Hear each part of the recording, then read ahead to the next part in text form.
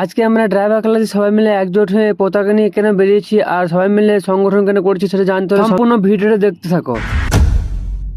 এখন চলছে শীতকুলো good morning দিয়ে শুরু করছি আজকে আমার নিউ ব্লগ। আজকে হচ্ছে 28 ডিসেম্বর আর প্রতি বছর কিন্তু 28 ডিসেম্বর আমাদের একটা এনটিইউসি এর একটা মিছিল করা হয়। আর এই সভাতে আমিও ছিলাম, ড্রাইভার ক্লাসেও ছিল। এই সভাটা হচ্ছে একটা খুব গুরুত্বপূর্ণ সভা, কারণ আমাদের ড্রাইভারদের উপর যে রাস্তাতে যা পরিস্থিতি, যা অন্যায় অত্যাচার হচ্ছে তা আমরা মুখ বুঝে সহ্য করবো না। তার জন্য আমরা এই সমস্ত সভা বা মিছিলে সম্মেলন হচ্ছে।